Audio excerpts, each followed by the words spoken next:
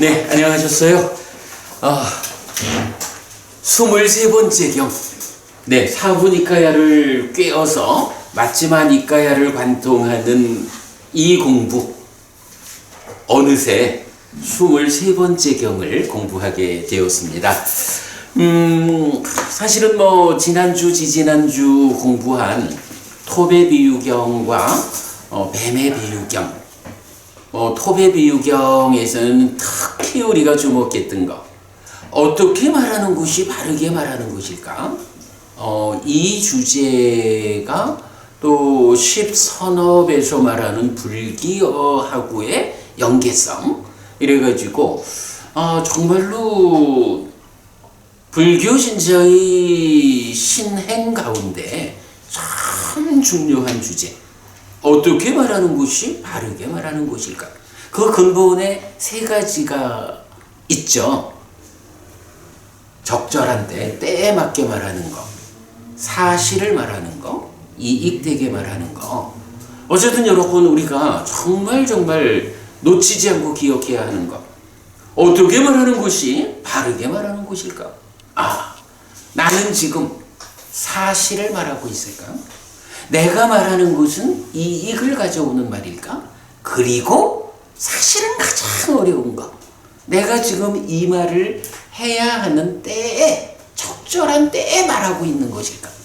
아니면 내가 이 말을 해야겠는데 언제가 이 말을 하기에 적절한 때일까? 요거 정말 중요하죠. 그런 가운데 우리가 깔리의 비유에서 깔리를 기억하세요, 이런 이야기도 참 중요한 주제고요. 자, 거기에 이어서 지난주에 22번째 경 뱀의 비유경 보았는데, 어쨌거나 이제 뱀의 비유경에서 이제 처음으로 구분교 9가지 형태로, 9가지 방법으로 부처님께서 설하신 가르침의 분류, 요거죠. 구분교.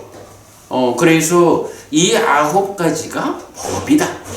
그런데 이 법을 우리가 어떤 목적을 위해서 이 법을 익히자, 이렇게 접근할 것이 아니라 부처님께서 어떤 목적을 가지고 이 법을 설했다. 그래서 이 법에는, 그죠? 9가지 형태로 분류되는 이 법은 어떤 목적을 위해서 설해진 법이다. 그래서 바르게 공부하는 사람은 이 법을 배워가지고 내가 어떤 목적에 활용할까, 이렇게 접근하는 게 아니고, 부처님은 이 가르침에 어떤 목적을 담아두셨을까? 사실은 그게 그렇죠. 45년간 부처님이 많은 사람들을 만나면서 부처님이 목적을 담으려고 한 것보다는, 물론 이제 그런 가르침도 있지만, 예를 들어서 박보부님이 부처님, 사는 가운데 이런 일이 있습니다. 어찌해야 됩니까? 이런, 지금 박보부님이 처한 어떤 상황에 대해서 질문을 하면 부처님이 그 상황에 대한 최선의 대응 방법을 말씀하신 게 이렇게 잘 모아져 가지고 만들어진 게 법이잖아요. 그러니까 부처님은 그 가르침을 설할 때, 이 사람이 나에게 이러한 문제에 대한 해답을 원한다. 내가 그 문제에 적절한 해답을 주어야겠다. 그러니까 이 가르침에는, 부처님이 박보부님의 질문에 대해서 어떤 답을 했다라고 하면 그 가르침에는 박보부님이 원하는, 박보부님이 필요로 하는 거기에 대한 최선의 답이 들어있는 거죠. 그게 바로 부처님이 그 목적을 결정하는 게 아니라 법부님이 필요로 하는 어떤 것, 그 목적에 맞는 최선의 답이 그 가르침으로 설해지는 거잖아. 이렇게 부처님에 의해서 설해진 법은 그러한 어떤 목적을 담고 있는 법이라고. 그래서 제자인 우리는 그냥 부처님의 법을 배워가지고 거기에 내가 필요로 하는 어떤 목적을 얹어서 활용하자 이렇게 접근하는 게 아니고, 부처님은 이 가르침에 문자적으로 이렇게 알려져 있는 이 가르침에 어떤 목적을 담아서 말씀하셨을까? 이것을 지혜로서 조사해야 한다 이렇게 말했죠. 지혜로서 조사할 때 어떤 일이 생겨요? 그 법들이 기쁨을 준다 라고 개발된 느낌. 이런 부분 이제 우리가 보았잖아요. 그리고 이렇게 접근할 때 바로 그 어떤 목적을 위한 법의 목적을 우리가 성취할 수 있다. 요게 뱀의 비유의 본질이잖아요. 그런 가운데에 잘못된 목적을 가지고 공부하는 거는 안 돼. 뱀을 잘못 잡은 거야 하고 바르게 가르침에 접근한 사람에게는 그 가르침에 담겨있는 목적이 성취되었을 때, 그 목적이 성취되었다라는 그 다음의 상태를 어떻게 해야 하는가 라고 할 때 뗏목의 비유를 통해서 부처님이 법을 설한 목적은 이 법을 뗏목으로 삼아가지고 강을 건너라. 안전하지 못하고 두려운 이쪽 강변의 삶에서 안전하고 두려움이 없는 저쪽 강변으로 건너라. 그 건너가기 위한 수단, 방법으로의 뗏목이 필요한데, 바로 그 뗏목에 비유되는 것이 부처님 내가 설한 법이다 이 말씀이죠. 그래서 우리가 정작 부처님 가르침을 뗏목으로 삼아서 강을 건너갔어. 그래서 그 안전하고 두려움이 없는 땅에 닿았어. 다만한도 부부님, 우리가 그 땅에 닿았으면 어떻게 해야 되나요? 그 안전하고 두려움 없는 그러한 행복한 삶을 우리가 완전하게 온전하게 누려야 되잖아. 그럴 때 야, 이 뗏목이 없으면 내가 못 건너왔잖아. 참 고마운 뗏목. 내가 은혜를 갚아야지. 이래가지고 이 뗏목을 들쳐매고 그 안전하고 두려움 없는 땅을 살아가고자 하면은 오히려 이 뗏목이 그 땅에서의 삶에 대한 방해가 되는 거죠. 그럴 때 부처님, 내가 목적을 담아서 설한 이 가르침은 뗏목과도 같아서 강을 건너면, 그대가 이 가르침에 의해서 강을 건너면 그것으로 나의 목적은, 내가 목적한 바는 성취된 거다. 그러면 이제 이렇게 안전하고 두려움 없는 그 땅에 닿았으면, 도착했으면 이 뗏목은 내려놓고 그 안전하고 두려움 없는 그 삶을 온전하게 누려라. 이렇게 말하는 게 뗏목의 비유죠. 이렇게 그 뱀의 비유와 뗏목의 비유 두 개의 비유가 연결되어 가지고 알려주는 불교 신자의 바른 신행 그 자세다 이렇게 볼 수 있겠죠. 굉장히 중요하고 재미도 있고 그런 가르침이 중심에 있죠.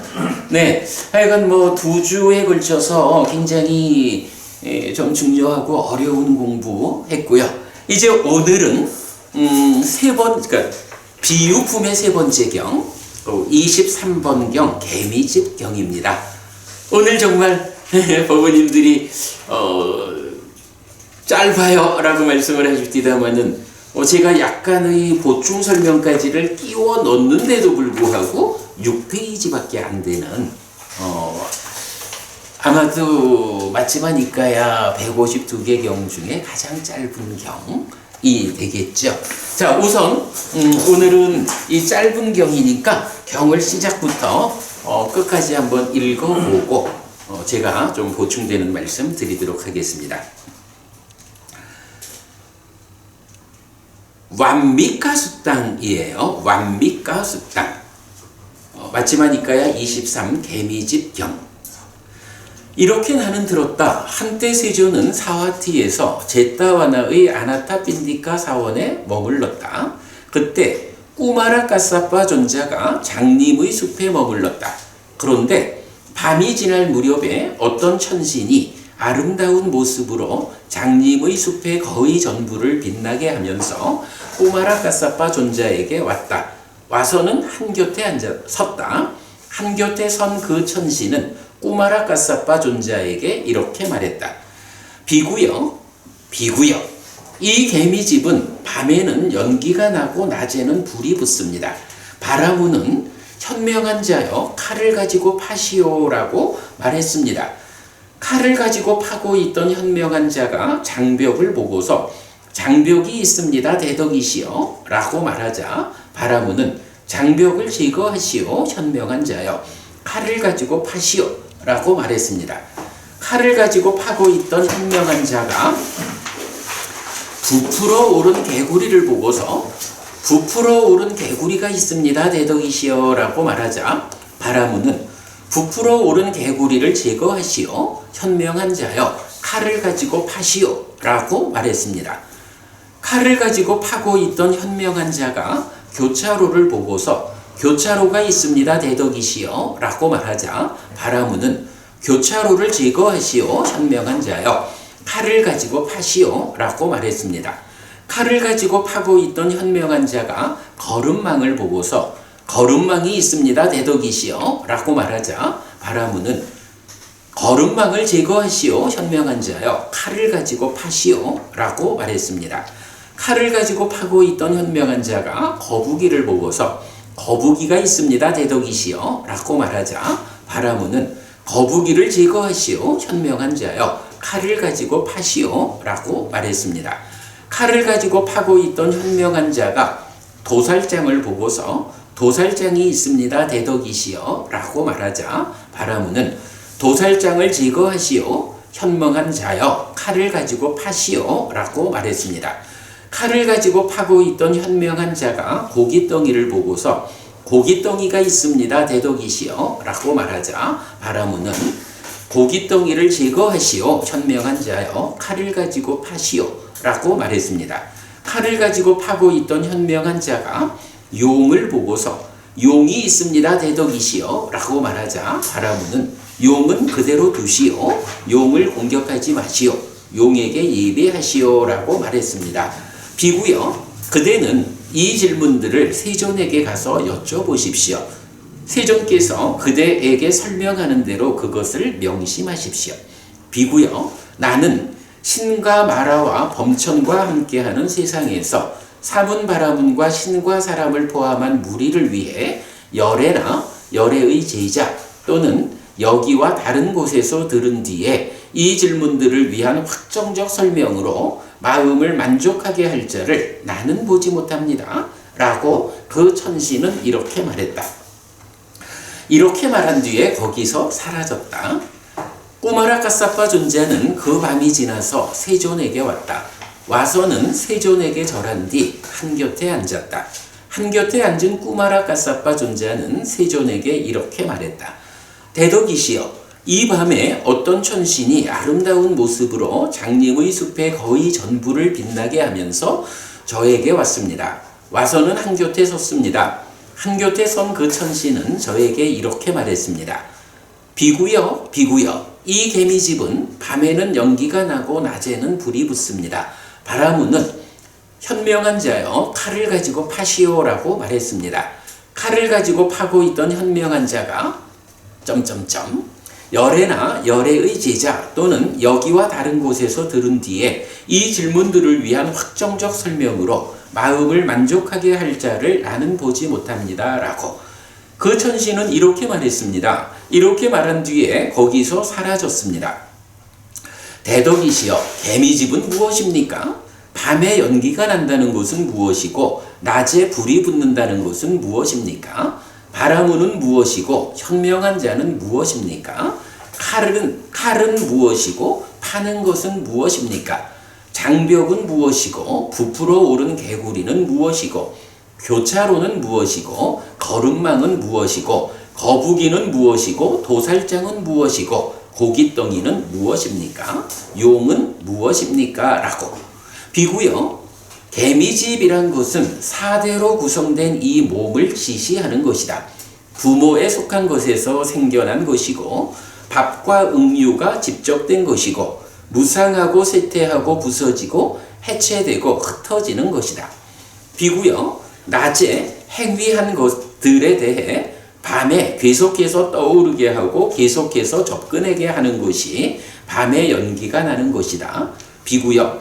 밤에 계속해서 떠오르게 하고 계속해서 접근하게 한 뒤에 낮에 몸과 말과 의로 실행하는 것이 낮에 불이 붙는 것이다. 비구요. 바라문이라는 것은 열에 아락한 정등각을 지시하고 비구요. 현명한 자라는 것은 유학인 비구를 지시한다. 비구요. 칼이라는 것은 성스러운 지혜를 지시하고 비구요. 파는 것이라는 것은 열심히 정진하는 것을 지시한다. 비구요. 장벽이라는 것은 무명을 지시하고 장벽을 제거하라 하는 것은 무명을 버리라는 것이다. 현명한 자여 칼을 가지고 파시오 라는 것은 이런 의미이다. 비구요. 부풀어 오른 개구리라는 것은 화와 절망을 지시하고 부풀어 오른 개구리를 제거하라는 것은 화와 절망을 버리라는 것이다. 현명한 자여 칼을 가지고 파시오라는 것은 이런 의미이다. 비구요. 교차로라는 것은 의심을 지시하고 교차로를 제거하라는 것은 의심을 버리라는 것이다. 현명한 자여 칼을 가지고 파시오라는 것은 이런 의미이다. 비구요. 거름망이라는 것은 5가지 장애를 지시하는 것인데 소유의 관심의 장애, 진애의 장애, 해태혼침의 장애, 들뜸후회의 장애, 의심의 장애이다. 거름망을 제거하라는 것은 5가지 장애를 버리라는 것이다. 현명한 자여 칼을 가지고 파시오라는 것은 이런 의미이다. 비구요. 거북이라는 것은 5가지 집착된 무더기를 지시하는 것인데 색취온, 수취온, 상취온, 행취온, 식취온이다. 거북이를 제거하라는 것은 5가지 집착된 무더기를 버리라는 것이다. 현명한 자여 칼을 가지고 파시오라는 것은 이런 의미이다. 비구요. 도살장이란 것은 5가지 소유의 사유에 묶인 것을 지시하는 것인데 원하고 좋아하고 마음에 들고 사랑스럽고 소유의 사유를 수반하며 좋아하기 마련인 안으로 인식되는 색들, 이로 인식되는 성들, 비로 인식되는 향들, 설로 인식되는 미들, 원하고 좋아하고 마음에 들고 사랑스럽고 소유의 사유를 수반하며 좋아하기 마련인 신으로 인식되는 촉들이다. 도살장을 제거하라는 것은 5가지 소유의 사유에 묶인 것을 버리라는 것이다. 현명한 자여 칼을 가지고 파시오라는 것은 이런 의미이다. 비구요. 고깃덩이라는 것은 소망과 탐을 지시한 것이다. 고깃덩이를 제거하라는 것은 소망과 탐을 버리라는 것이다. 현명한 자여 칼을 가지고 파시오라는 것은 이런 의미이다. 비구요. 용이라는 것은 번뇌다한 비구를 지시하는 것이다. 용은 그대로 두시오. 용을 공격하지 마시오. 용에게 예배하시오라는 것은 이런 의미이다. 세존은 이렇게 말했다. 꾸마라 까사빠 존자는 즐거워하면서 세존의 말씀을 기뻐했다. 네, 짧은 경입니다. 잠깐만요. 제가 하나 좀. 자, 일단 첫 페이지부터 우리 다시 좀 돌아보겠습니다. 부처님께서 사와티에서 제타와나의 아나타핀디카 사원에 머무실 적의 이야기예요. 자, 우선은 꾸마라 까사빠 존자라는 꾸마라 까사빠 스님이 출연을 하고, 그런가 하면 밤이 지날 무렵에 어떤 천신이 와가지고 꾸마라 까사빠 존자에게 말을 하는 거예요. 이 한 가지 우리가 좀 재밌는 게, 그 네 번째 줄에 보면 와서는 한 곁에 섰다 이런 표현이 나오죠. 그냥 뭐 참고적으로 볼 거지만 경에 보면 대부분 누구든 부처님을 만나든 이래 하면 인사를 드리고 한 곁에 앉아요. 그런데 신에 대한 이야기, 신이 부처님을 만났다 또는 신이 어떤 존재를 만났다 이렇게 나올 때는 신한테는 앉는다라는 표현을 안 써요. 신은 여기서도 그러죠. 꾸마라카사파 존자에게 와서는 한 곁에 섰다 이렇게 표현을 하죠. 신이 나타날 때는 앉는다라는 표현을 안 하고 섰다라고 표현한다는 거 참고적으로 아시고요. 꾸마라카사파 존자가 있어요. 혹시 꾸마라카사파 존자가 누군지 아니면 어떤 경에서 꾸마라카사파가 주인공으로 나타나는지 혹시 기억하시는 분요? 모르시는군요.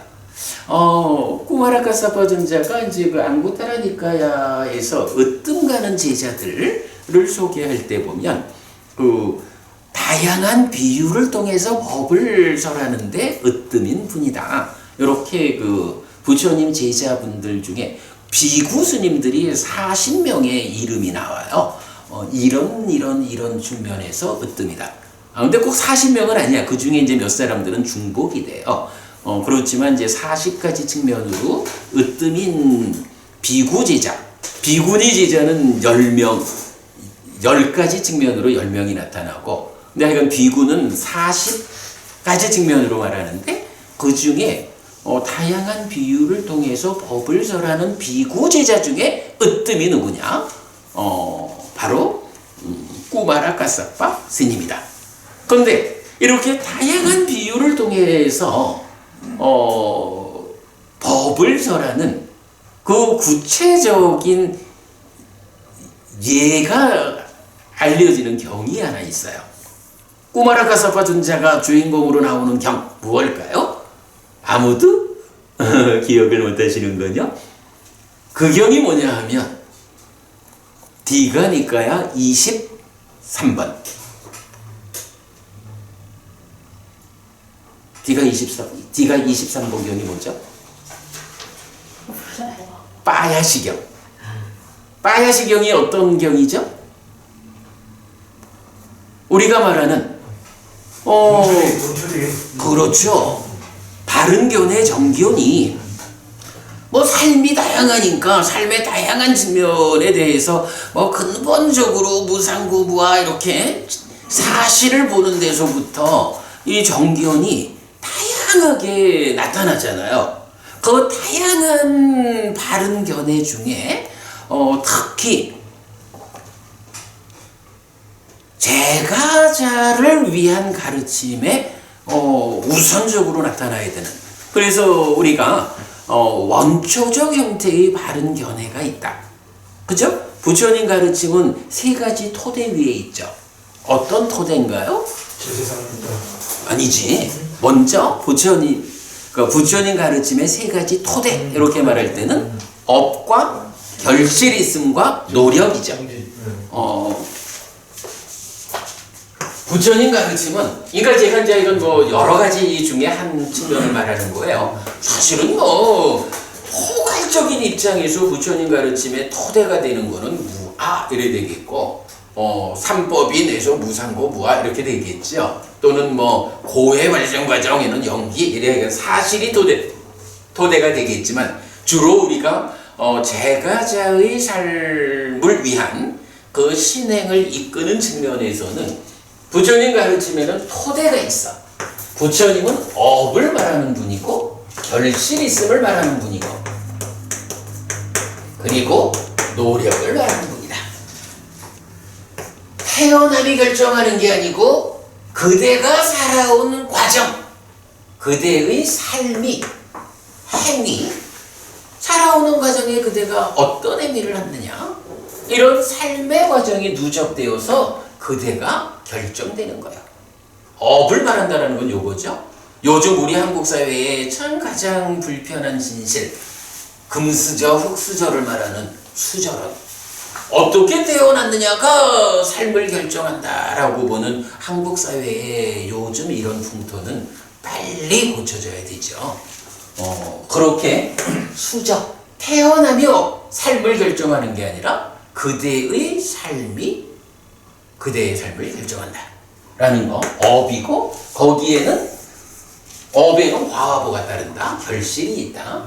그래서 원하는 결실을 만들기 위해서는 노력이 필요하다. 이게 과거, 미래, 현재의 모든 부처님들이 업과 결실이 있음과 노력을 설한다. 이렇게 나오는 거죠. 그리고 이런 토대 위에서 신행의 근본은 어쨌든 삶을 보는 시각이요. 삶을 보는 시각을 견해라고 하고 거기서 바른 견해를 말할 때 뭐 원초적인 바른 견해 하면 여기서 이제 박원님 여기서 나오는 거죠. 저 세상이 있다. 화생하는 중생이 있다. 화생하는 중생이 있다.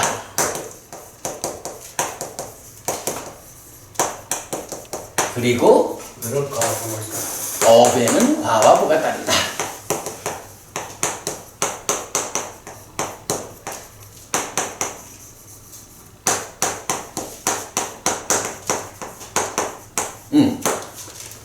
그리고 그래서 이제 요게 일반적으로 불교 신자들이 어떤 신행의 기준을 가져야 합니까? 라고 할 때 바로 그대의 행위가 그대의 삶을 결정하는 것입니다. 그대의 행위에는 결실이 있습니다. 그래서 원하는 결실을 얻기 위해서는 바르게 노력해야 합니다. 라는 주인공으로의 삶을 그대가 살아야 합니다.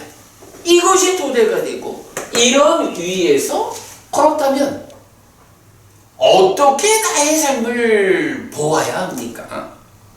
삶을 어떻게 보는 것이 바른 관점이어서 그 관점에서 노력할 때 성과가 있습니까?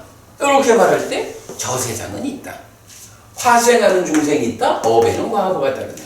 저 세상이 있다라는 거니까 윤회를 말하는 거죠. 화생하는 중생이 있다라는 이 말이 뭘 말하죠? 화생을 배제하고 나면 태란, 습화, 사생 중에 태생, 난생, 습생이라는 것은 말하자면 인간과 짐승 이렇게 되죠. 화생이 있을까 없을까? 화생이 있다라고 말해주니까 지옥, 축생, 아귀, 인간, 천상이라는 오도윤회라는 개념이 나오는 거죠. 오도윤회한다. 그런데 이렇게 지옥부터 천상까지 5갈래의 태어남에 자리가 있는데 진짜 석보부님 우리가 이렇게 공부하는 힘으로 죽어서 지옥에 태어나면 안 되겠죠. 그래도 이렇게 공부하는 힘으로 죽어서 하늘에는 태어나야 될 거 아니에요. 깨달음은 조금 멀다 하더라도 그래도 하늘에는 태어나야 하거든. 그런데 오도윤회하니까 지옥도 갈 수 있고 하늘도 갈 수 있는데 어떻게 하면 지옥에 가지 않고 하늘에 태어날까? 방법이 필요하죠. 어떤 방법이 있습니까? 라고 할 때 부처님은 업에는 과와 보가 다르다. 그래서 그대가 하늘에 태어나겠다라고 원한다면 하늘에 태어나는 과와 보를 가져오는 그런 업을 지어야 한다. 노력해야 한다. 이렇게 말하는 거죠. 그리고 대표적으로 지옥으로 이끄는 업이 무엇입니까? 라고 할 때 과도 보도 괴로움인 업이 있다. 10악업이다. 어떤 업이 하늘로 이끄는 힘이 있습니까? 과도 보도 행복인 업이 있다. 10선업이다. 이렇게 부처님이 선언을 해주잖아요. 이래 하면 결국은 이런 토대 위에서 저 세상에 있으니까 윤회하는 줄 아는 게 바르게 보는 것이고 삶에 대한 바른 시각이고 화생하는 중생이 있어서 지옥부터 천상까지 5도의 윤회를 하는데 그 중에 내가 하늘에 태어나야겠다 라고 그대의 태어남의 자리를 결정한다면 어떤 방법이 있습니까? 하늘로, 그러니까 하늘에 태어나는 과와 보, 행복한 과와 보를 초래하는 그런 업을 지어야 합니다. 태어남의 결정이죠. 그리고 바로 그러한 업이 십선업이다. 이렇게 이제 우리가 이해를 하는 거죠. 이게 뭐 꾸마라카사파 스님 이야기를 좀 하려니까 아무래도 대표적으로 꾸마라카사파 스님 다양한 비유를 통해서 법을 설하기에 으뜸인. 근데 박고부님 그 빠야시경 보면은 실제로 굉장히 다양한 그 비유를 통해 가지고 꾸마라카사파 스님이 법을 설하잖아요. 빠야시 태수 뭐 하여간 그 사람한테 바로 이제 그런 특성을 보여주는 경이 그 경이죠. 근데 그 경은 사실은 불교 신자한테 너무너무 중요한 경이에요.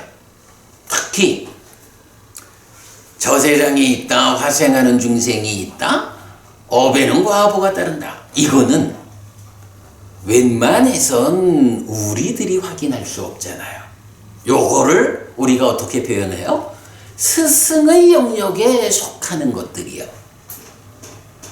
스승의 영역에 속하는 것에는 불교 신자라면 당연히 우리 스승인 부처님이 알려주는 대로, 그렇다고 이게 뭐 맹목적으로 부처님 따라가라 이 얘기를 하는 건 아니죠. 부처님이 누구냐 하면 정등각이거든. 완전한 깨달음을 성취한 분이거든. 부처님이 완전히 깨달아서 알려주는 것은 우리 삶의 진실이거든. 근데 이 부분을 거부하면 사실은 불교신자라 할 수 없죠. 불교신자가 누구예요? 부처님을 믿는 사람들인데 부처님을 믿는다라고 하는 게 바로 그런 부처님의 9가지 특성에 대한, 그래서 부처님의 깨달음을 믿는 거잖아. 그러기 때문에 저 세상이 있는지 없는지 죽어보지 않아서 몰라요. 이런 문제에 대해서 부처님이 주는 답, 바로 스승의 영역에 속한 거. 그래가지고 부처님은 단언적으로 저 세상은 있다, 죽음은 또 태어나는 곳이다 라고 선언을 한다고. 그런데 그 태어나는 자리가 사람들은 또 그러잖아요. 눈에 보이는 대로 글쎄 윤회를 하기는 하는데 인간이나 축생 둘 중에 하나로 윤회하지 뭐, 이렇게 말하는 사람도 있어요. 그건 뭐냐 하면 화생이라는 이 존재의 영역을 거부하는 거예요. 그런데 바로 그 문제에 대해서 부처님이 화생하는 중생은 있다라는 이 말 하나로 우리가 태어나야 하는 자리가 어디냐? 지옥, 축생, 아기, 인간, 천상이다 라는 이 5갈래의 태어남의 자리를 이끌어주잖아요. 그리고 거기에 어떻게 태어날 수 있을까? 내가 원하는 곳에 바로 업에는 과화보가 있다라고 부처님이 하늘에 태어나는 방법을 알려주는 거예요. 그대가 하늘에 태어나고 싶으냐? 하늘로 이끄는 힘을 가지는 과도보도 행복인 십선업을 지어라. 지옥은 피하고 싶으냐? 과도보도 괴로움인 십악업을 짓지 마라. 이렇게 원하는 세상에 태어나는 방법을 알려주는 거. 이렇게 포함되어 있잖아요. 그러니까 이 3가지 바른 견해는 그야말로 스승의 영역에 속하는 것들이다. 그 가장 원초적 형태의 바른 견해가 디가니까야 23번 빠야시경에서 설해지는데, 지금 이 경에서 주인공으로 나타난 꾸마라카사파 존자가 바로 그분이다. 네. 자, 그렇게 이제 들어가면서 설명드렸고요. 자, 이제 그 천신이, 그러니까 하여간 하늘 사람이 한 사람 꾸마라카사파 존자한테 와서 뭐 말하자면 내가 옛날에 이런 말을 들은 적이 있습니다. 내가 들은 이 말이 부처님이나 부처님의 제자들 아니면 그 그 자리에서 들은 사람들 말고는 누구도 이 얘기에 대한 정답을 주지 못하거든요. 라고 하면서 한마디 이야기를 한 거죠. 그 이야기의 내용이 개미집이라는 게 있다는 거야. 근데 그 개미집에서 밤에는 연기가 나고 낮에는 불이 붙어요. 그랬더니 거기에 바라문이 있어가지고, 그러니까 바라문하고 현명한 자라고 불리는 두 사람이 있어가지고, 바라문이 그 현명한 자한테 그 개미집을 칼을 가지고 파시오! 라고 길을 안내하는 거야. 그래서 이제 현명한 자가 바라문의 안내에 따라서 칼을 가지고 개미집을 파기 시작을 했어요. 파다 보니까 장벽이 하나 나타났어. 그래가지고 바라문님, 파다 보니까 장벽이 나타났어요. 이랬더니 다시 바라문이 말하기를 그 장벽을 제거하세요. 칼을 가지고 계속 파시오. 이렇게 또 안내를 해요. 그래서 다시 칼을 가지고 파다 보니까 장벽을 파는 가운데에 개구리가 한 마리 발견된 거예요. 부풀어 오른 개구리가 발견됐어요. 그래서 부풀어 오른 개구리가 있습니다 라고 말하니까 그 부풀어 오른 개구리 제거하고 칼을 가지고 계속 파시오. 그래서 또 파다 보니까 교차로가 나타났습니다. 이리 가야 되나요? 저리 가야 되나요? 라고 물은 거죠. 그랬더니 그 교차로를 제거하시오. 그리고 칼을 가지고 계속 파시오. 그래서 또 파다 보니까 이제는 거름망이 나타났어. 거름망이 있는데요. 하니까 그 거름망도 제거하고 칼을 가지고 계속 파시오. 또 파다 보니까 거북이가 나타나네. 거북이가 있는데요. 라고 하니까 그 거북이도 제거하고 계속 가시오. 그래서 또 파다 보니까 도살장이 발견됐어. 그래서 도살장이 있습니다 라고 하니까 그 도살장도 제거해버리고 계속 가시오. 그랬더니 또 파다 보니까 이제는 고깃덩이가 발견됐어. 고깃덩이가 있습니다 하니까 그 고깃덩이도 제거하고 계속 가시오. 해서 더 파들어가다 보니까 마지막에 가가지고는 용이 한 마리 발견이 된 거예요. 용이 있습니다 라고 하니까 이제 바라보니 용은 그 앞에 있던 것들은 다 제거하라 그랬잖아. 그런데 용이 발견되니까 용은 그대로 두시오. 용은 공격하지 마시오. 오히려 그 용에게 예배하시오. 이렇게 얘기를 한 거죠. 아무튼 이제 천신이 꾸마라가사파 스님한테 와가지고 이런 이야기가 있습니다 라고 이야기 하나를 들려주고는 부처님에게 가서 여쭤보십시오. 그래서 부처님이 설명하는 대로 그걸 명심하시라. 세상에 부처님이나 부처님의 제자 또는 여기와 다른 것, 그러니까 부처님이나 제자거나 여기 함께하는 여기 아닌 다른 곳에서 들어가지고 답을 말할 수 있는 사람은 없어. 오직 부처님한테 듣든 부처님의 제자한테 듣든 함께하는 여기에서 들어야만 바른 답을 찾을 수 있어. 이런 표현이죠. 자, 그리고는 이제 천신은 가버렸어요. 그래서 이제 꾸마라가사파 존자가 밤이 지나가지고 부처님한테 와서 부처님, 어젯밤에 이렇게 하늘 사람이 와가지고 저한테 이런 이야기를 들려주고 갔는데 부처님께서 좀 설명을 해주십시오. 도대체 개미집은 무엇고 연기가 난다, 불이 붙는다라는 건 무엇고 바람은 현명한 자, 칼, 판다고 하는 것, 장벽, 부풀어 오른 개구리, 교차로, 거름망, 거북이, 도살장, 고깃덩이, 이거 다 뭡니까? 마지막으로 용이 발견됐는데 용은 제거하지 말고 오히려 예배하라고 하는데 용은 무엇입니까? 이렇게 보니까 제법 많은 개념들이 나타나고 있어요. 그래서 이 부분에 대해서 부처님께서 설명을 좀 해주십시오 라고 요청을 드린 거죠. 자, 그랬더니 이제 부처님께서 답을 주시는 거예요. 자, 먼저 볼까요? 첫째로 개미집이라는 게 나왔어요.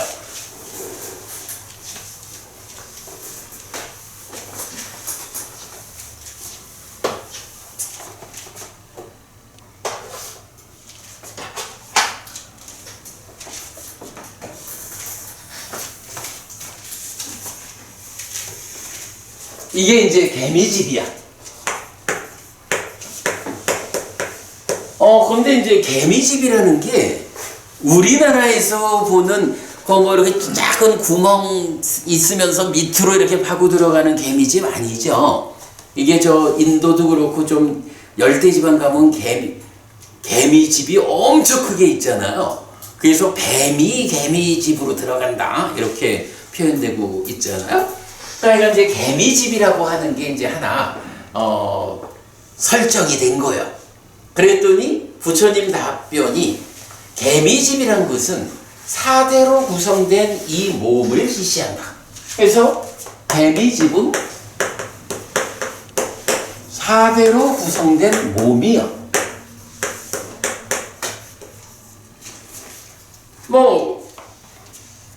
몸 안에는 뭐가 있죠? 그냥 우리가 개념적으로 말하면 몸 안에 마음이 있겠지 혁거부님, 몸 안에 마음이 있다 이렇게 보면 되겠죠? 마음이 설마 몸과 상관없이 허공에 떠 있지는 않겠죠? 그러니까 마음이라는 개념으로 우리가 좀 보자면 이 마음을 감싸고 있는 테두리가 몸이라고. 그런데 몸은 지수화풍 4대로 구성된 거예요. 그래서 이제 경은 이제 몸에 대해서 늘 이렇게 표현을 해요. 몸은 지수화풍 4대로 구성된 것이고 부모에 속한 것에서 생겨났고 밥과 응유가 집적됐고 무상하고 쇠퇴하고 부서지고 해체되고 흩어지는 것이다. 부모에 속한 것에서 생겨났다. 이건 무슨 의미일까요? 사실은 여기에는 이런 개념이 있어. 몸과 마음이 만나가지고 나라는 존재가 되잖아요. 이럴 때 이 몸은 어디서 왔고 이 마음은 어디서 온 걸까? 다만한도 부분이 이 몸은 어디서 온 거야?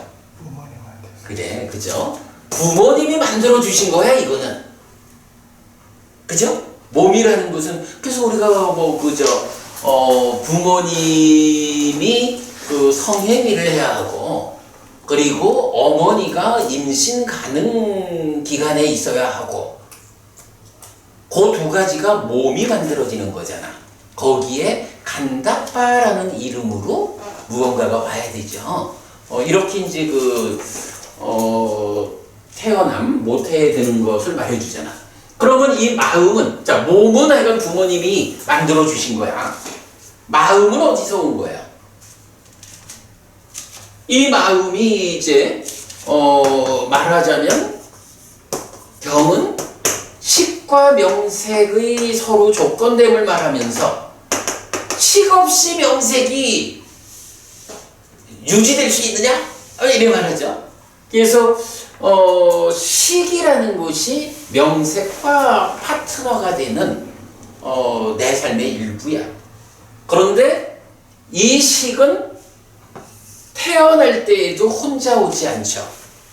6개, 지수화풍 공식이라고 하는 6개의 형태로 오죠. 그런데 이런 6개라는 조합 상태로 식이 오는데 요거를 부르는 이름이 있죠. 뭐죠? 이게 간다빠라고 부르는 거죠. 그래서 대인연경에서는 식이 온다. 식이 와서 명색과 만나는 것으로의 그 태어남을 설명하고, 근본 교리든 경, 외도의 주장경 이렇게도 번역이 되죠. 거기에서 보면 육계로서 6개의 붙잡음을 통해서 명색에 드는, 이래 해서 식이 혼자 오지 않고 지수화풍 공식이라는 6가지 요소 상태로 들어오는 것을 알려주죠. 그리고 맞지마니까요 38번 가래 부서짐의 큰 경에서는 바로 방금 말씀드린 부모님이 성행위를 해야 하고 어머니가 임신 가는 기간에 있어야 하고 그때 간다빠가 출현해야 한다. 간다빠가 찾아와야 한다 해서 요 10과 6개라는 요거를 부르기를 간다빠라고 한다. 요런 거를 알려주죠. 그래서 어쨌든 이렇게 몸은 부모가 만들어주는 거고 마음은 식이 6개의 상태로 간다빠라는 이름을 가지고 오는 거예요. 어디서 와요? 석법님, 이 마음은 식이라 해도 좋고 6개라 해도 좋고 간다빠 이래도 좋은데 어디서 오지? 태어날 때 부모가 만들어준 몸과 만나는 이 마음은 어디서 오는 거야? 뭐 어려워요 이게. 전생에서 오는 거지. 설마 이 살아있는 상태에서 오진 않을 거 아니야. 전생의 내가 몸이 무너져 죽으면 이제 우현경의 아주 중요한 가르침이죠.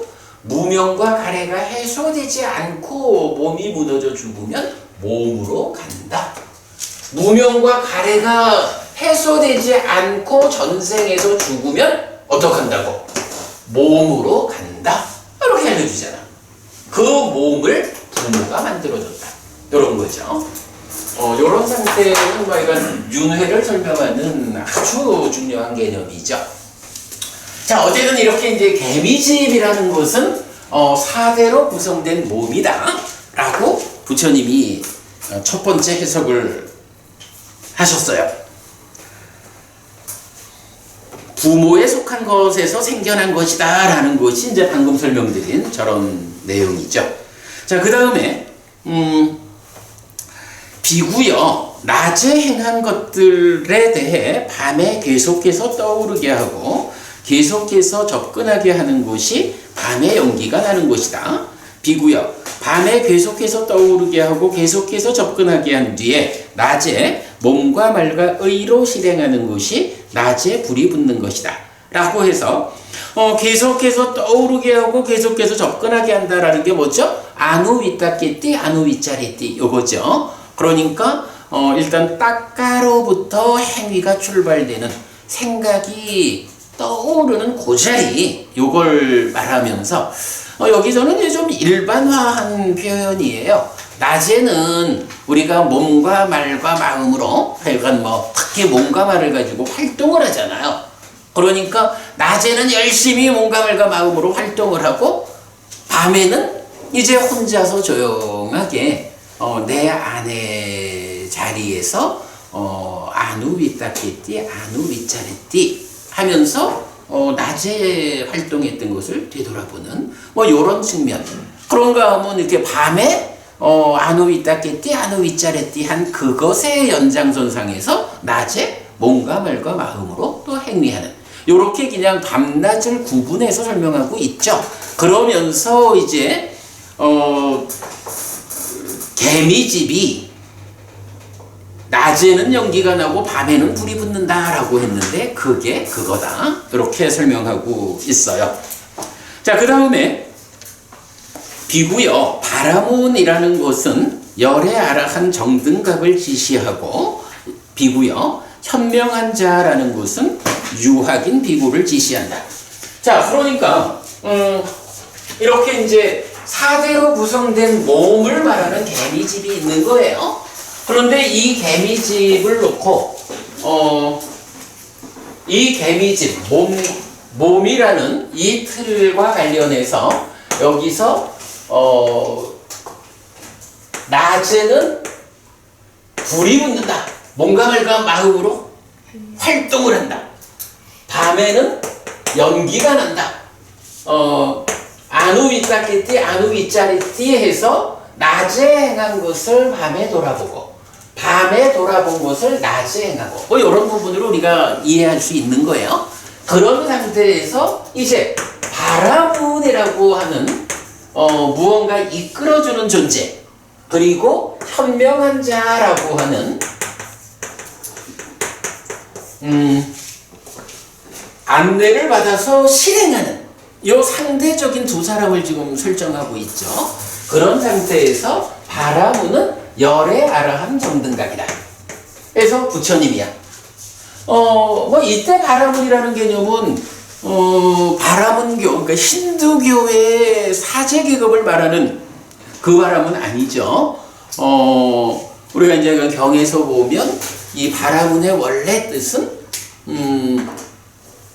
악한 것을 그렇죠. 악한 것을 태워버리는, 없애는 그렇게 바라문의 정의가 있죠. 그런 의미로 보면 그러니까 안내하는 앞서가 있는 분이 열애요. 그런가 하면 그 안내를 받아가지고 실행하는, 뒤따라 안내한 대로 실천하는 사람은 이제 여기서 유학 이렇게 나오죠. 유학이라는 얘기는 뭐죠? 아직까지 무학, 아라한에 이르지 못한, 아직도 해야 할 일이 남아있는 제자들.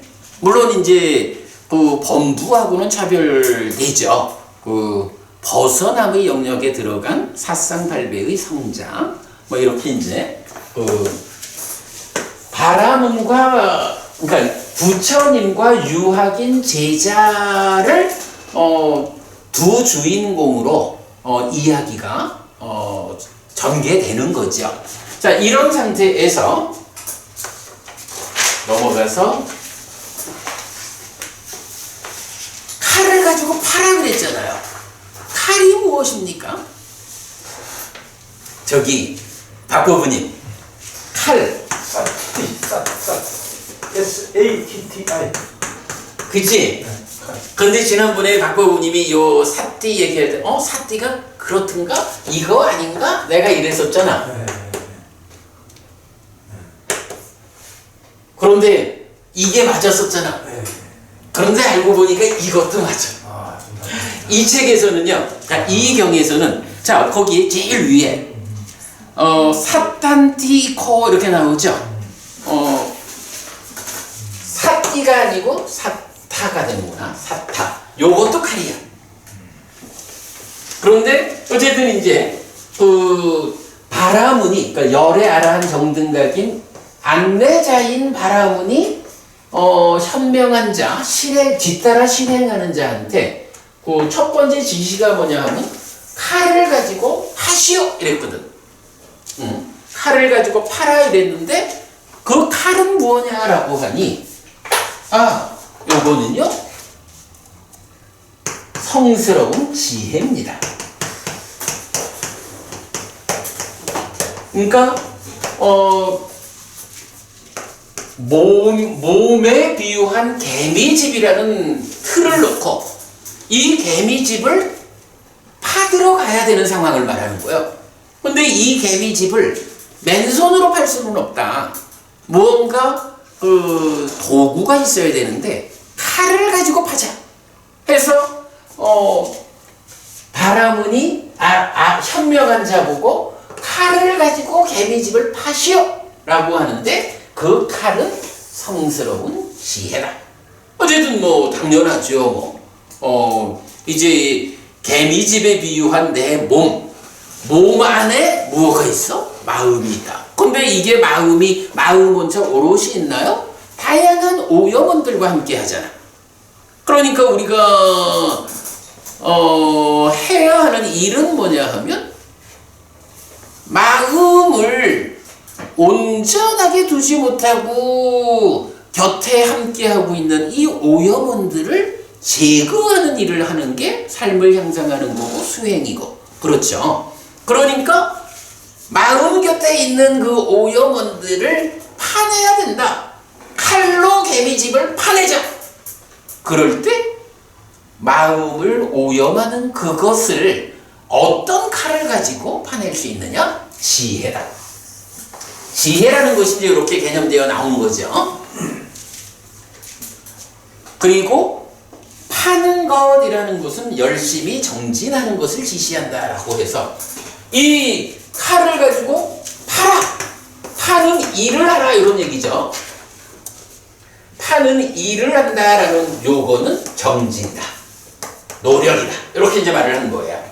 자, 그런 상태에서 이제 지금까지는 몸이라는 개미집을 놓고 낮에는 활동하고 밤에는 사고하는 이런 삶에서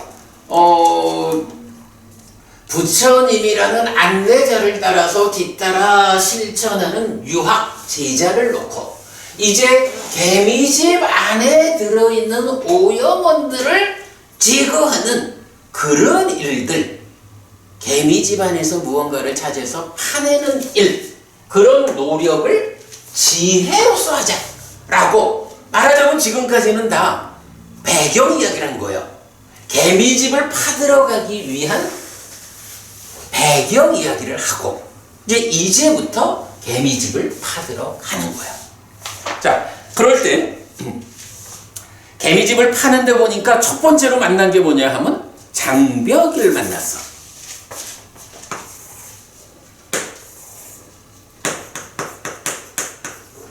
장벽을 만났어요.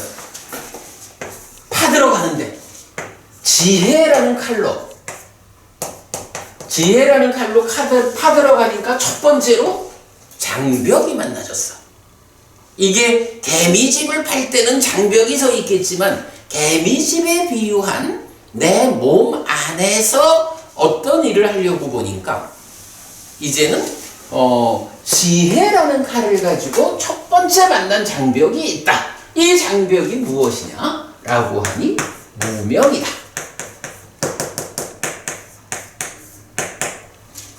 사실은 몸이라고 하는 건요, 법부님, 아라한도 몸이 있나요? 네. 있구나. 그러면 아라한을 성취하지 못한 중생들도 몸이 있나요? 응, 있죠. 그러니까 아라한도 몸이 무너져 죽은 뒤에 몸으로 가지 않아서 윤회에서 벗어날 때까지는 어쨌든 몸을 가지고 사는 거예요. 그러니까 아라한이든 중생이든 어쨌든 몸이 있어요. 그러니까 그 몸이라고 하는 이 보편성을 가지고 몸 안에 어떤 상태가 있느냐라고 하니 지금 열애는 그러니까 길을 안내하는 자는 열애하라한 정든가 부처님이니까 당연히 부처님의 몸 안에는 무명이 없어. 무명이란 장벽이 없어. 그런데 실제로 지혜의 칼을 가지고 파들어가는 그는 누구냐 하면 아직까지 무학, 아라한이 되지 못한 유학이라고. 그러니까 그의 몸 안에는 첫째로 무명이라고 하는 이 근본의 문제가 있는 거예요. 그래서 첫 번째로 장벽을 만났는데 그게 무명이야. 이렇게 비유하는 거죠. 그랬더니 장벽을 제거하라는 것은 무명을 버리라는 것이다 하고는 선명한 자여 칼을 가지고 파시오 라는 것은 바로 무명이라는 장벽을 제거하라 라는 의미다. 이렇게 말하죠. 자, 그런 상태에서 이제 또 파들어 가는 거예요. 파들어 가니까 이제 뭐가 나오느냐 하면 부풀어 오른 개구리가 나왔어. 개구리가 좀 부풀어 올랐어. 맹꽁이처럼 돼 있을까? 그랬더니 부풀어 오른 개구리라는 것은 무엇을 비유한 것이냐? 라고 하니 화와 절망이다. 이렇게 말을 하는 거야. 그래가지고 화와 절망이라고 하는 부풀어 오른 개구리를 만나면 그래도 그것도 칼을 가지고 계속 그것도 제거해버리고 칼로 계속 파시오. 이렇게 말을 하죠. 칼로 계속 파는데 파다 보니까 이제는 교차로가 나타났어.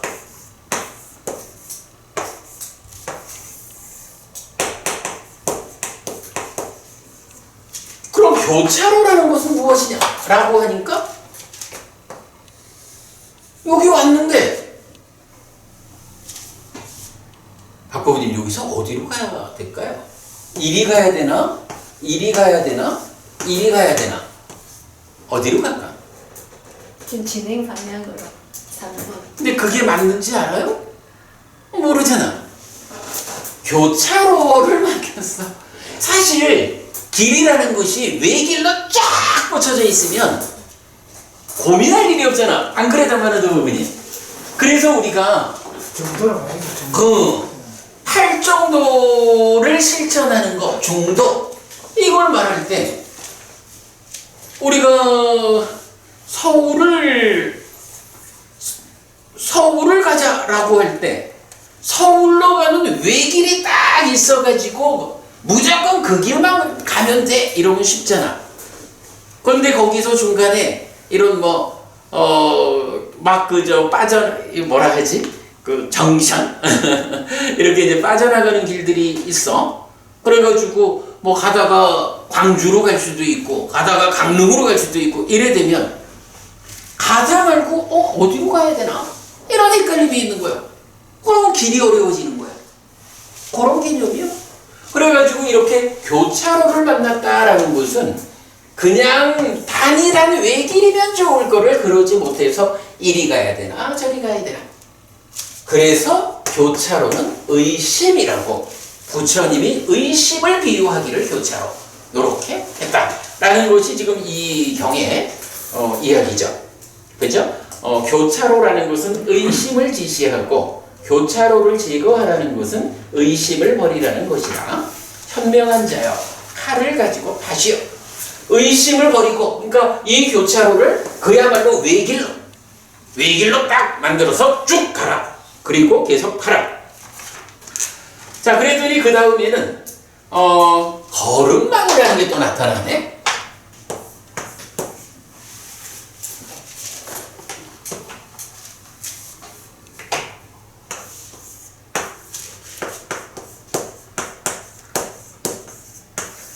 걸음망이라는 게 뭐 이렇게 걸러내는 그런 거겠죠. 그런데 그 걸음망이라는 것이 무엇을 비유했느냐라고 하니 5가지 장애다.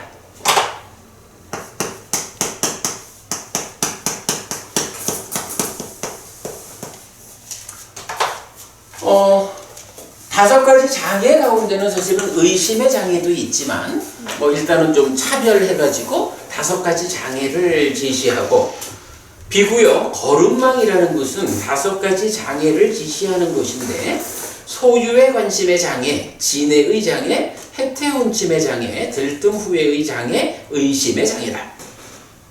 걸음망을 제거하라는 것은 5가지 장애를 버리라는 것이다. 그래서 이 5가지 장애, 걸음망도 어쨌든 걸음망은 가로막고 있는 거지 뭐, 그죠? 걸러내는 거니까. 그럼 거기에는 뭔가 자유롭게 통과하지 못할 거 아니야.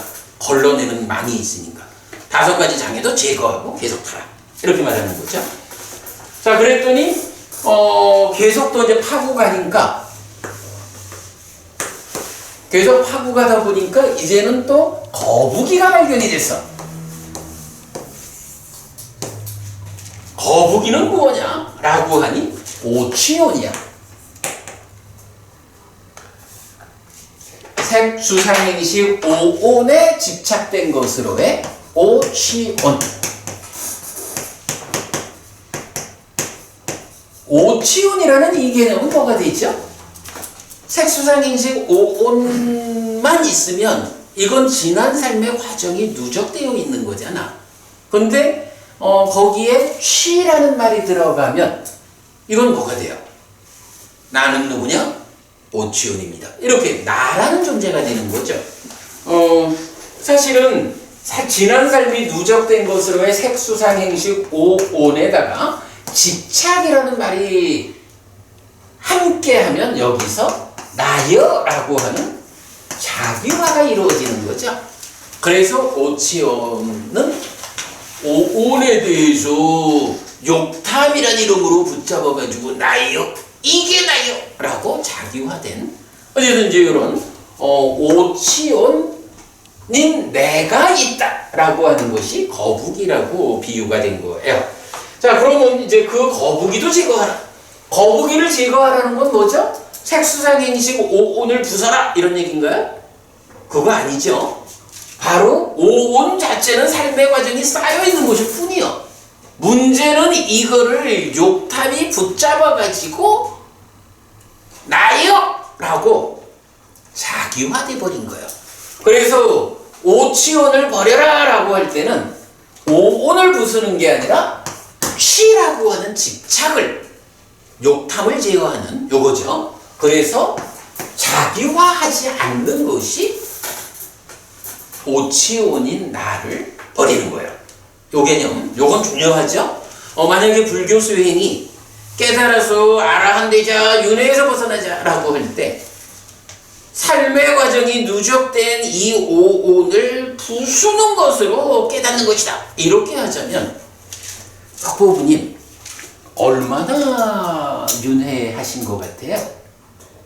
윤회를 좀 오래 하셨나? 아니면 뭐 한두 생 윤회하셨을까? 잘 모르죠. 근데 일단 부처님 말씀으로는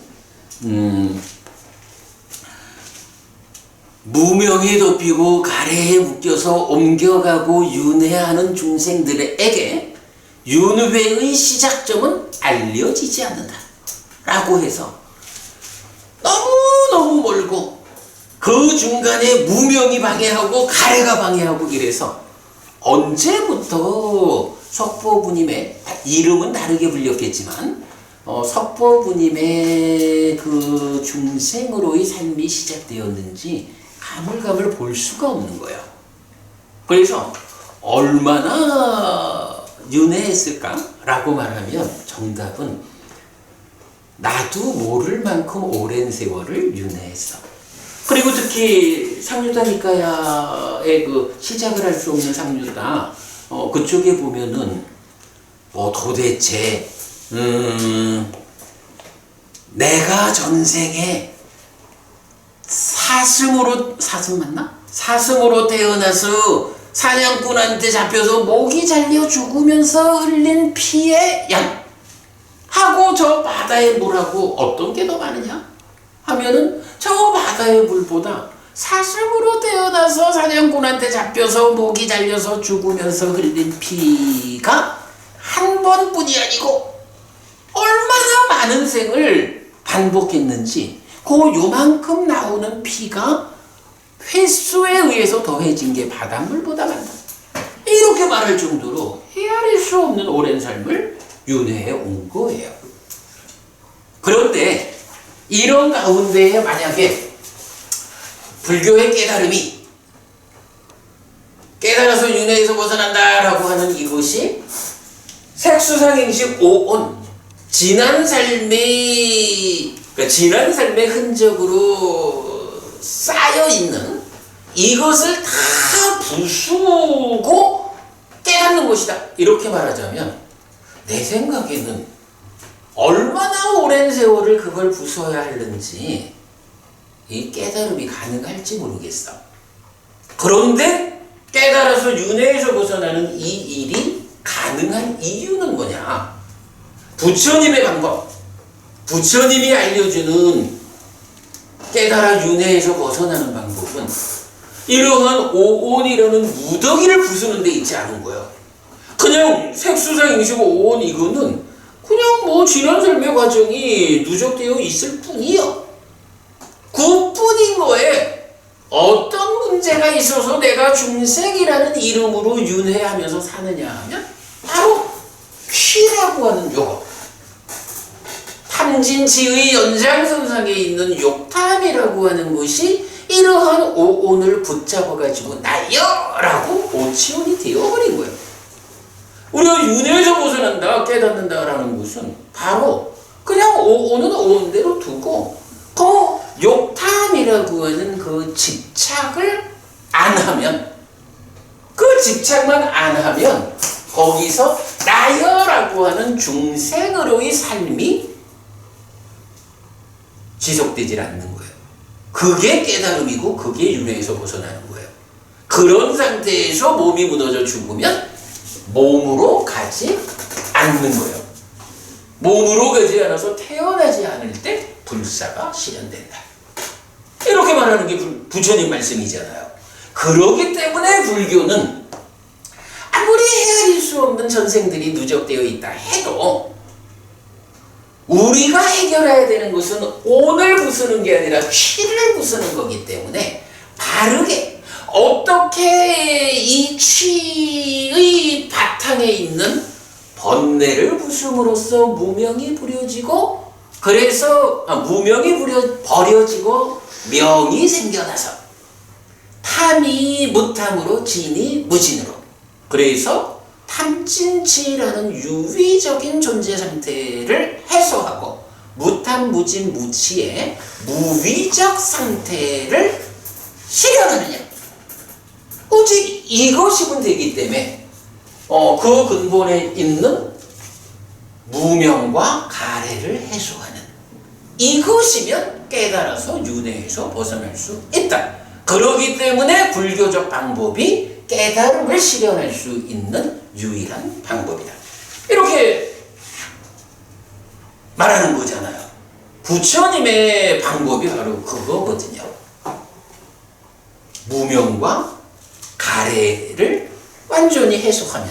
자, 방금도 그 말씀을 드렸잖아요. 무명에 덮이고 가래에 묶여서 옮겨가고 윤회하는 중생에게 윤회의 시작점은 알려지지 않는다고? 그거는 거꾸로 말하면 무명에 덮이고 가래에 묶여서 중생으로 있는 한은 계속 옮겨가고 계속 윤회해야 하는 거야. 그러나 바로 그 요점이 되는 덮고 있는 무명을 걷어내고 묶고 있는 가래를 끊어내면 어떻게 돼? 더 이상 중생이라고 불리지 않고 더 이상 옮겨가고 윤회하는 이런 삶을 반복하지 않게 된다고. 이게 깨달음이라고. 그래서 부처님 방법이 실현 가능한 방법이죠. 다만한도 부부님, 그러면 결국 그 요점은 무명과 가래라는 이걸 해소하는 게 요점이네? 그거 어떻게 해소하지? 그렇다고 부처님이 말만 무명과 가래만 해소하면 된다? 이러고 무명과 가래를 어떻게 해소할 수 있는지 방법을 안 가르쳐 주진 않았을 거 아니에요. 그럼 무명과 가래를 해결하는 방법이 뭘까? 발정도죠. 그리고 그 안에서도 좀 더 직접적인 표현을 하자면 사념처로 시작해서 사마타 윗바사나로 완성되는 수행 체계가 있죠. 요게 8정도의 7번째 정염이 뭐예요? 정염이 분석경이 말해주는 정의 사항이 정염은 사념처잖아. 그리고 정정이 사선, 4가지 선으로 나오는데 그 선의 의미가 뭐야? 결국은 사념처의 연장선상에서 삼매에 들어가지고 삼매 위에서 벗어남의 영역으로 건너가가지고 사념처의 완성 위에서 사마타 윗바사나로 깨닫는 거잖아. 그래서 이렇게 무명과 가래의 문제를 해소하고 깨달아서 윤회에서 벗어나는 구체적 방법이 뭐냐라고 하면 포괄적으로 8정도고요. 그 부분만 사실 8정도는 이제 우리가 일반적인 보통의 사람들이 어떻게 잘 살 수 있습니까? 삶을 향상합니까? 하는 데 대한 포괄적 답이라고 봐야 되니까 그 가운데 구체적으로 깨달음의 길은 뭐냐라고 하면 바로 정정진이 받쳐주는 거죠. 정염과 정정진이 받쳐주는 요것이 사념처로 시작하고 사마타 윗바사나로 완성되는 불교 수행의 틀이다. 이렇게 말을 하면 되겠죠.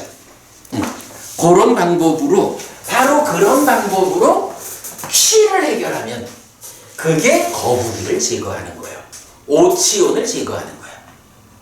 근데 그거를 누가 한다고요? 지혜라고 하는 칼로 하는 거예요. 이럴 때 지혜라고 하는 거는 우리 특히 이제 기능삼류따의 경들이 말해주지만 지혜라는 것이 믿음, 정진, 사띠, 삼매라는 4가지 기능을 포괄하는 거예요. 지혜라는 것을 좀 더 세밀하게 분해를 해놓으면, 그죠? 분류를 해놓으면 지혜라는 것의 커다란 덩어리 안에 말하자면 믿음이라고 불릴 부분도 있고 말하자면 정진이랄 불린 부분도 있고 그래야 되는 거죠. 그래서 지혜라고 하는 것이 그 일을 하는데 바로 이 지혜가 사념처로 시작해서 사마타 윗바사나로 완성되는 5가지 힘과 기능에 의한 수행 과정, 그것을 말하는 것이다. 이렇게 보면 되겠죠. 자, 그 다음에 이어갑니다. 비구요, 도살장이란 것은 5가지 소유의 사유에 묶인 것을 지시하는데 원하고 좋아하고 마음에 들고 사랑스럽고 소유의 사유를 수반하며 좋아하기 마련인 안으로 인식되는 색들, 이로 인식되는 성들, 비로 인식되는 향들, 설로 인식되는 미들, 원하고 좋아하고 마음에 들고 사랑스럽고 소유의 사유를 수반하며 좋아하기 마련한 신으로 인식되는 촉들이다. 도살장을 제거하라는 것은 5가지 소유의 사유에 묶인 것을 버리라는 것이다. 현명한 자여, 칼을 가지고 파시오 라는 것은 이런 의미다. 자, 이렇게 이제 오치오닌 거북이가 발견됐어. 그런데 여기서 이제 조금 더 가니까 또 무엇가 발견되냐 하면 도살장이 있어. 그럼 도살장이라는 이 개념은 뭔가? 도살장은 말하자면 소를 도살하고 돼지를 도살하고 이러는 그 현장이잖아요. 근데 그 현장에 대해서 좀 어떻게 말하는 거냐 하면 까마구나 뭐죠? 소유의 사유에 묶인 것 이거죠.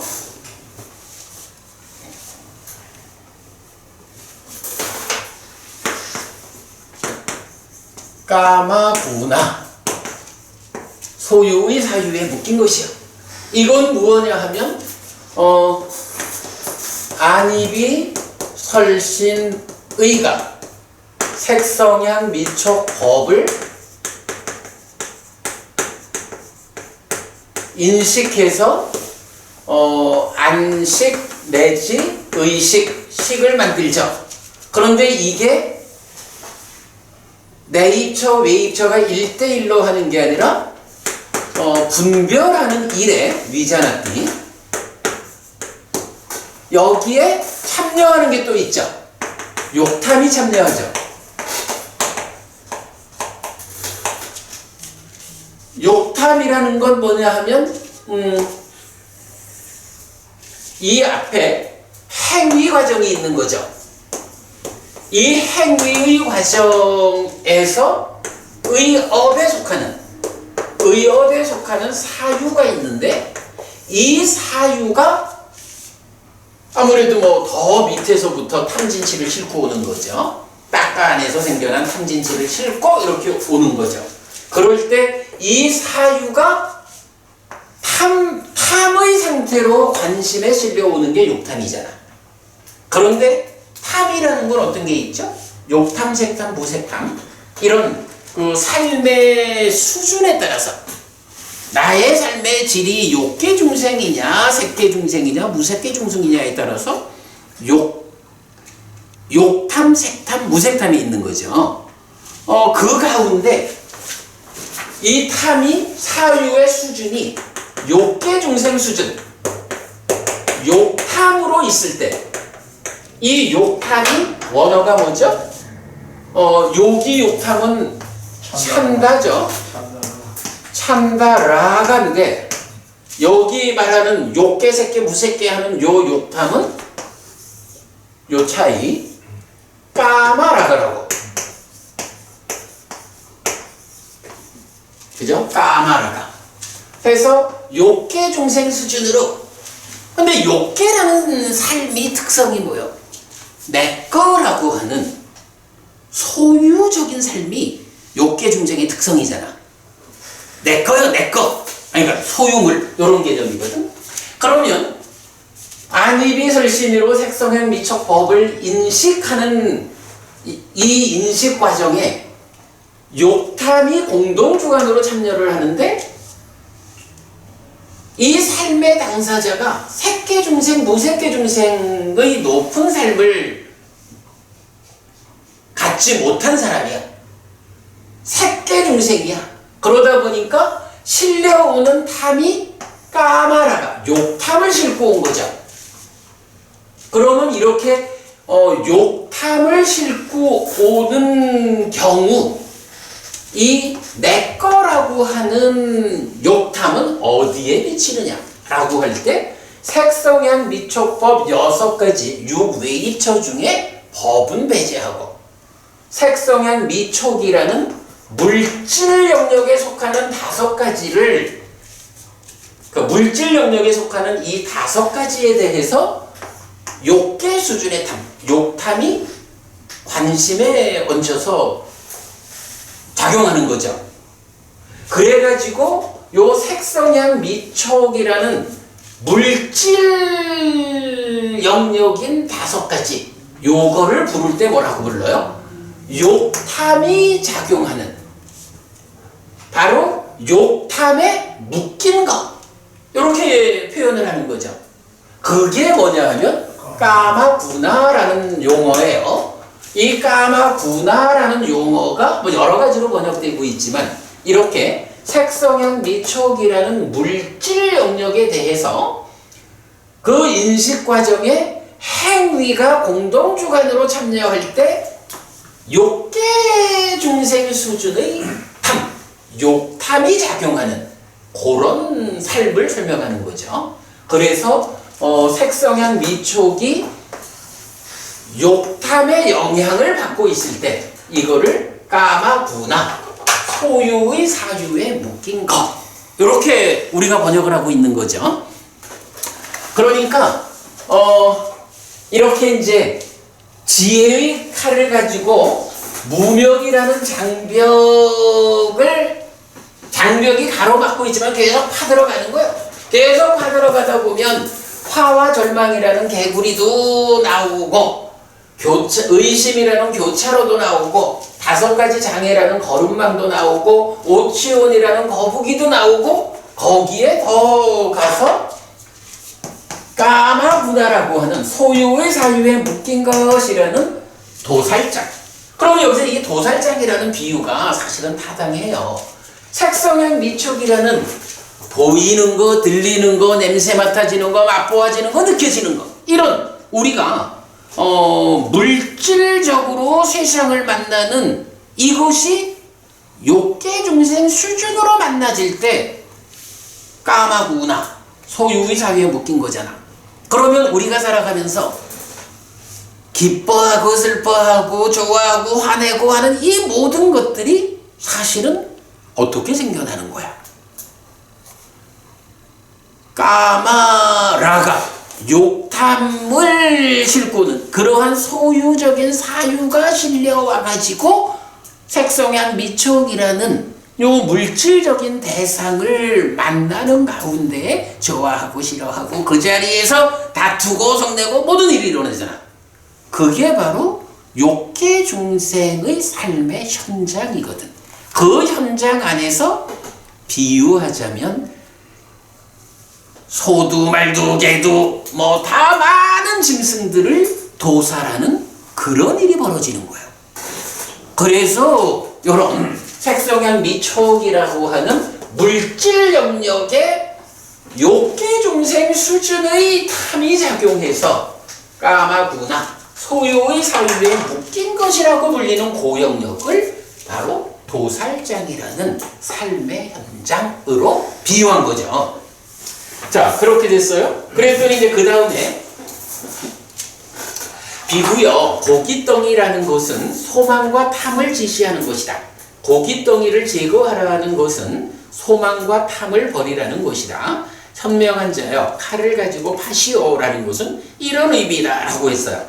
도살장이니까 그 도살장을 또 더 파고 들어가다 보니까 뭐 고깃덩어리가 좀 보이겠죠. 그래서 고깃덩이가 보입니다 라고 하는 거예요. 그런데 이 고깃덩이가 소망과 탐이다 이렇게 말했거든요. 그렇죠. 소망과 탐이라는 요게 지금 최후에 발견이 된 거야. 근데 그래 난디라가 이건 뭐죠? 가래. 그렇죠. 소망과 탐, 난디와 라가가 함께한 것이 가래라고. 이게 뭐 저기 정확하게 이런 과정을 설명하는 건 더 연구가 필요하겠지만 여기까지를 보면 개미집에 비유한 4대로 구성된 내 몸 안에 상황을 지금 접근하는 거죠.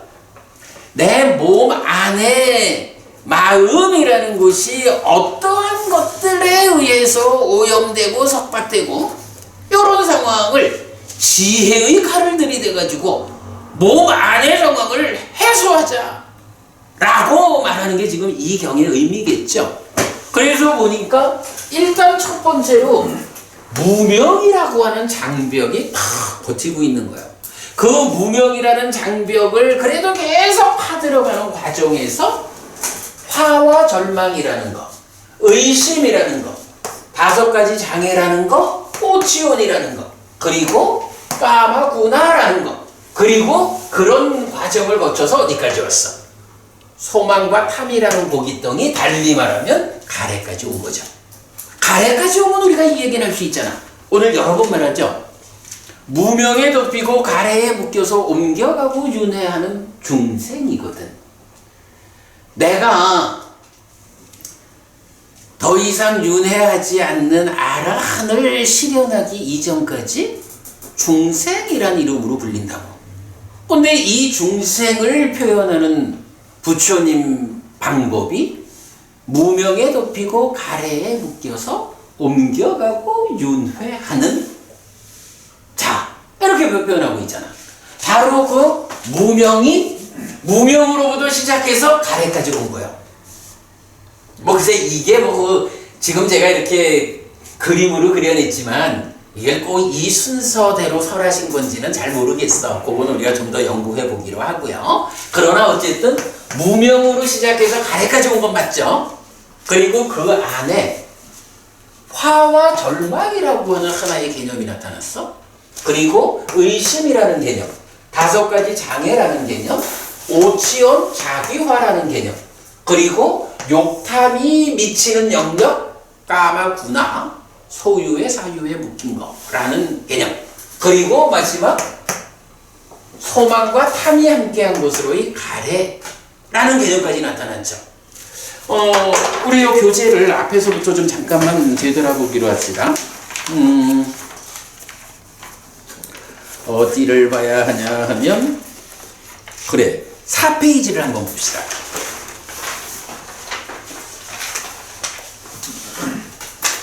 자, 4페이지 중간에 보면 제가 이렇게 점을 찍어가지고 꼬두바야사라는 단어를 설명했어요. 이 꼬두바야사가 화와 절망이 복합된 단어거든. 이 복합된 용어인데 꼬다라고 하는 단어는 제가 오늘 요 구교재 드렸죠. 구교재에 보면 요 앞에 표가 있어요. 이 표가 우리가 마지막이니까야 3번 법의 후계자경, 7번 옥감경, 이쪽에서 보면 뭐가 나와요? 스승께서 버려야 한다고 말씀하신 16가지가 나오죠. 그런데 그것이 또 그대로 마음의 오염원이다라고 7번 경에서 말해주죠.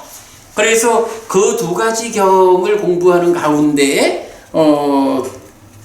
이렇게 화가 중심이 되어서 화원한, 저주, 횡포, 질투, 인색, 사기, 교활 뭐 이런 중심이 되어 요런 법들을 중심으로 해서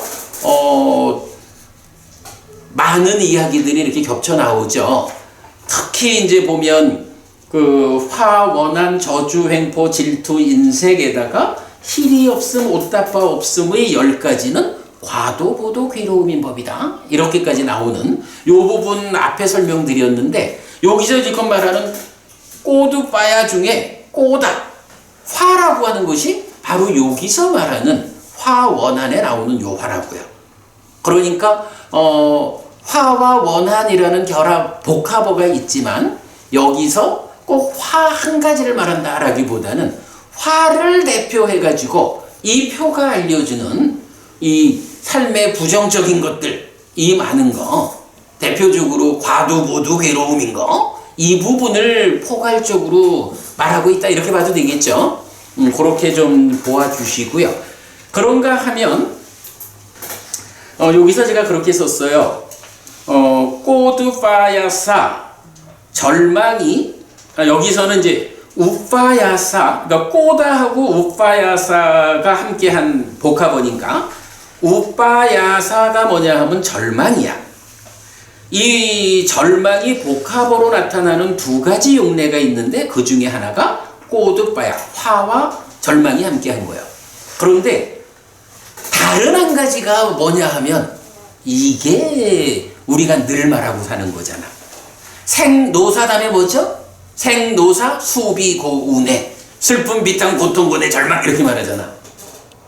이 절망이라고 하는 단어는 가장 많은 경우가 슬픔 비탄 고통 고뇌 절망이라는 요 5가지 쌍으로 나타나는 거예요. 그런데 절망이 때로 독단적으로 나오기도 하지만 복합어의 형태를 가질 때는 수비고운해 말고 유일하게 나타나는 복합의 형태가 꼬드파야사라고 해서 화와 절망, 이 경에서 쓰이는 요 형태로 나타나는 거예요. 그러니까 수비고운해 슬픔 비탄 고통 고뇌 절망이라고 해서 생노사 윤회하는 삶의 과정에 수반되는 괴로움, 이렇게 말하는 그것에 속한 절망, 요거에다가 대표적으로 이런 이 자료가 보여주는 다양한 부정적인 요소, 그 부분을 대표하는 꼬다, 화하고 묶여가지고 이런 부정적이면서 절망스러운, 여기서 부정적인 거는 내가 화를 내는 나의 행위 측면이잖아요. 그런데 그러한 화내는, 그러니까 화 등 여러 가지 부정적인 요소에 의한 나의 행위가 역으로 돌아와서 나한테 슬픔 비탄 고통 고뇌 절망이라는 결과를 만들어주죠. 그런 측면으로 보시면 되겠어요. 근데 요거는 또 우리가 그 사념초 수행을 말할 때 어떻게 되나요? 아따삐 삼빠자노 사띠마 위네야 롭게 아비짜도 마라쌍 해가지고 사념초 수행을 통해서 간탐과 진해가 버려지는 거로 나오죠. 그럴 때 간탐과 진해를 어떻게 말해요? 간탐은 5가지 장애를 대표한다 치고 고뇌가 수비고뇌를 대표한다 이렇게 봤었죠. 그런 같은 맥락에서 간탐과 고뇌로 표현했느냐 아니면 화와 절망으로 표현했느냐 요렇게 좀 비교해서 볼 수 있겠죠. 그런 경우로 화와 절망이 나타났어요. 자, 그런가 하면 이제 그 밑에 가가지고 교차로가 의심이다 했는데 거기에 위치기차 해서 의심이고 요것은 샀다, 믿음과 반대되는 말이다. 그렇게 되겠죠. 여기서도 이제 믿음이라는 게 뭐 열의 구덕으로의 부처님의 깨달음에 대한 믿음 이렇게 봐도 되겠고 또 한 가지는 또 아주 중요한 게 하나 있죠. 부처님께서 선언한 게 있죠. 부처님의 선언 내용이 뭐냐 하면 유익과 무익을 선언했다고. 왓지야마히타경, 그 분별 절차를 말하는 경이죠. 유익과 무익, 이것은 유익이고 이것은 무익이다. 이것은 행복으로 이끄는 것이고 이것은 괴로움으로 이끄는 것이다 라고 부처님이 선언을 했다고. 이러한 부처님의 선언 내용에 대해서 말하자면 10선업은 행복으로 이끌고 10악업은 괴로움으로 이끈다. 이런 부처님의 선언 내용에 대해서 설마 그럴까? 라고 믿지 못하는 게 뭐야? 선언한 대로 받아들이는 건 믿음이고 선언한 것을 믿지 못해서 내가 10선업을 짓는다고 해가지고 뭐 정말로 행복해지나? 이렇게 생각하는 게 의심이죠. 그죠? 그 믿음을 두 측면으로 봐가지고 여기 의심하고 대응시켜 놨고요. 자, 그 다음에 가면 이제 5페이지에서 이제 5가지 장애가 나오는데 요 5가지 장애에서 제가 그 사념처와의 관계, 칠각제와의 관계를 조금 메모를 해놨는데 그 수행의 중심 개념 요래 적었죠. 오늘 드린 자료의 2번째 페이지에 보면 수행의 중심 개념에서 요건 뭐 아마 뭐 석법부님만 조금 낯선 자료일 거예요. 우리 저 다른 세 분은 뭐 수행의 중심 개념에 대해서는 뭐 우리가 많이 아는 거죠. 석법부님 우리 저 홈페이지에서 수행의 중심 개념 검색하시면 요 그림에 대해서 그 강의한 내용 많이 있거든요. 참고하시면 수행이 뭐냐 하는 것을 가장 잘 나타내주는 그림이에요. 그렇게 5가지 장애에 대해서 보충해 드렸고요. 자, 그래서 이제 6페이지로 다시 오면 이제 중간에 그 난디와라가 소망과 탐이 함께 한 것이 가래다라는 거 가래의 정의 올려드렸고, 자 그러면 이제 이 경은 마지막을 이렇게 하죠. 비구요. 용이란 것은 번뇌다한 비구를 지시하는 것이다. 용은 그대로 두시오. 용을 공격하지 마시오. 용에게 예배하시오라는 것은 이런 의미다라고 이제 부처님이 말씀하고 마무리가 되죠.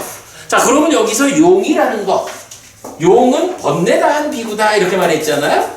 그래서 제가 바로 위에 점 찍고 보여드린 게 뭐냐 하면 아라한 키나사오 해서 번뇌다한 아라한 이래서 번뇌다한 비구가 누구냐? 아라한이다 라는 거 보여드렸고요. 뭐 밑에 이제 뭐 좀 더 상세한 설명이고, 자 이렇게 해서 이제 용을 발견했어요. 마지막 그러니까 고기 덩어리인 가래까지를 다 파고 들어가서 마지막에 용을 발견했는데 그 용은 누구냐? 라고 하니까 번뇌다한 비구 즉 아라한이요. 깨달은 자죠. 근데 이 깨달은 자 아라한을 어디서 발견했죠? 개미집이라는 몸 안에 들어가 있는 상황에서 발견한 거죠. 그러면 이 상황은 이제 뭘까? 이렇게 지혜의 칼로 무명의 장벽을 해치고 들어가서 이렇게 해서 고기 덩어리인 가래까지 왔잖아. 이 모든 것을 다 부숴버린 거야 지금. 그러고 나니까 이제 이 장벽을 완전히 넘어선 그 자리에 뭐가 있어요? 용이 있다는 거죠. 그런데 이 용이 누구냐 하니 번뇌다한 비구 즉 아라한이에요. 그런데 시작하면서 말씀드렸지만 아라한도 몸이 있어요. 그죠? 이 몸이 무너져 죽은 다음에 태어나지 않게 되는 윤회에서 벗어나기까지는 이 몸으로 살아있는 동안에 깨달아 아라한이 되었으면 아직 그 아라한도 몸이라는 개미집 안에 있는 거예요. 그런데 무명이라는 장벽을 부수고 가래라는 장벽을 부수고 중간까지 다 부순 거야. 그랬더니 번뇌다한 아라한이 되었어. 그 번뇌다한 비구 아라한을 드디어 개미집 안에서 용이라는 비유를 통해서 발견했습니다. 누가 발견했죠? 현명한 자인 유학이 지혜의 칼로 파고 들어가가지고 결국은 자기가 용이 되었어. 아라한이 되었어. 이런 얘기겠죠. 그래서 오늘 뭐 사실 가장 짧은 경 개미집 경인데 그래도 어떻게 하다 보니 10분을 늦었네. 이 제가 너무 쉽게 봐가지고 시작하면서 딴짓을 좀 많이 해가지고 그런 것 같아요. 자 그렇지만 어쨌든 23번째 경 개미집 경은 이렇게 단순하면서도 그 비유를 통해서 우리가 이렇게 지금 좀 그림으로 그려보니까 짧은 경이라서 뭐 그냥 그런가 보다 할 게 아니라 사실은 굉장히 그 의미 있는 가르침이 비유를 통해서 설해져 있다라는 걸 우리가 발견할 수 있죠. 네, 오늘 23번째 경 개미집 경 이렇게 공부 마치겠습니다. 여러분 수고하셨습니다. 네,